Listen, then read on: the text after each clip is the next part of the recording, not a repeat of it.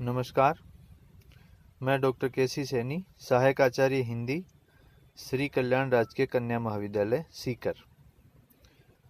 पिछले वीडियो में हम चर्चा कर रहे थे रस विवेचन में श्रृंगार रस की। उसी क्रम में हम आगे बढ़ते हैं। आपने देखा कि श्रृंगार रस को रसराज कहा गया है और श्रृंगार रस के दो भेद किए गए, संयोग श्रृंगार और वियोग श्रृंगार। संयोग श्रृंगार को संभोग श्रृंगार भी कहा जाता है, जैसा आप यहाँ देख रहे हैं। अब हम संयोग श्रृंगार का उदाहरण से अध्ययन करेंगे। चितवत चकित चहु दिशि सीता, कह गए नृप किशोर मन चीता। लता ओट तब सखिन दिखाए, श्यामल गोर किशोर सुहाए। देखी रूप लोचन ललचाने, हर्षु जनु निज निधि पहचाने। अब यहाँ जो संयोग है, चितवत चकित चहु दिशि सीता, चारों दिशाओं में माता सीता है और दूसरी तरफ भगवान श्री राम है। कहाँ गए नृप को किशोर मन चीता, उनके मन में चीता यानी उत्सुकता हुई कि जो राजा नृप, राजा को कहते हैं, राजा दशरथ के जो किशोर बालक हैं वो कहाँ गए। लता ओट तब सखिन दिखाए, श्यामल गोर किशोर सुहाए।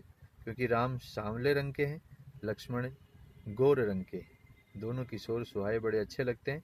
लताओं की ओट में जब सखियों सहित वे दिखे।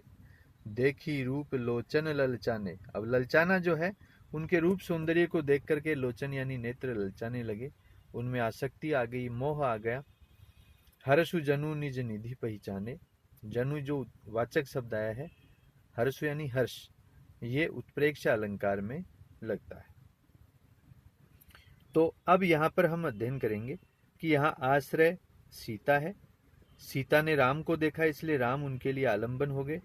उद्दीपन है जनक वाटिका, लताएं चारों दिशाएं, वो ओट लताओं की जिसमें वो छुप करके उनको देख रही है। अनुभाव है नेत्र, श्याम गौर वर्णिक नेत्रों का ललचाना। फिर हर्षु, हर्ष हुआ तो रोमांच सात्विक अनुभव है।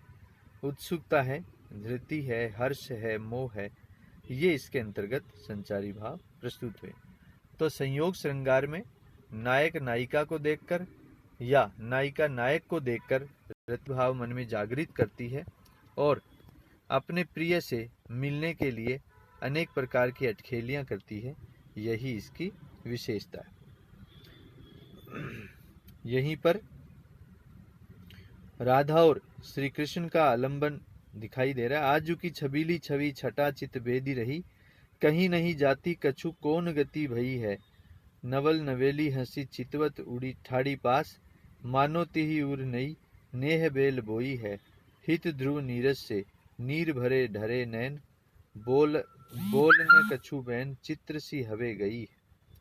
अब यहाँ पर जो राधा है वो चित्र के समान हो गई है, स्तब्ध हो गई है, और नीर भरे ढरे नैन, उसके नेत्रों से आंसू ढल रहे हैं।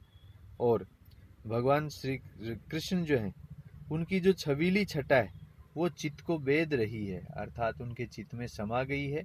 उनके चित्त में त्रिशूल की भांति या तीर की भांति वो चुभ गई है। तो रोमांच है, रूप दर्शन है। यहाँ आश्रय है राधा जो नायिका के रूप में है। आलंबन श्री कृष्ण की रूप छवि को देखकर उनके मन में प्रेम जागृत होता है। उद्दीपन है छबीली छवि, प्रेम भाव। अनुभाव है हंसी, देखना, रोना, स्तंभ, स्वरभंग, रोमांच, अश्रु आदि। संचारी भाव है मति, मोह, हर्ष, ये इसके अंतर्गत है। तो संयोग में आपने देखा कि नायक नायिका एक दूसरे को देखकर एक दूसरे से अपने प्रेम का, अपने स्नेह का इजहार, इकरार करते हैं। वहाँ पर निम्न प्रकार से रस की प्रतीति होती है।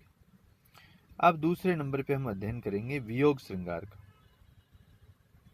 जब नायक नायिका बिछुड़ते हैं, मन मुटाव, प्रवास, विदेश गमन, अन्य नायिका से प्रेम के कारण उत्पन्न दुख की दशा को वियोग श्रृंगार कहते हैं।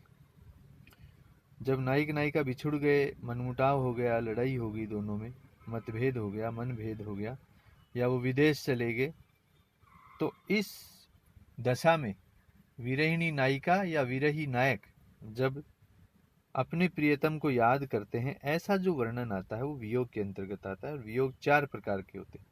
पूर्वानुराग, जिसको पूर्व राग कहते हैं, मान, प्रवास और कारुण विप्रलंब, ये इसके अंतर्गत आते हैं। अब देखिए वियोग की 10 दशाएं: अभिलाषा, चिंता, स्मृति, गुण कथन, उद्वेग, उन्माद, प्रलाप, व्याधि, जड़ता, मरण। ये वियोग की 10 दशाएं हैं। इन 10 दशाओं के आधार पर ही वियोग जो है वो क्रमबद्ध रूप से आगे बढ़ता है। अब वियोग के जो क्रमशः 4 प्रकार हैं उनका हम विस्तार से विवेचन करेंगे।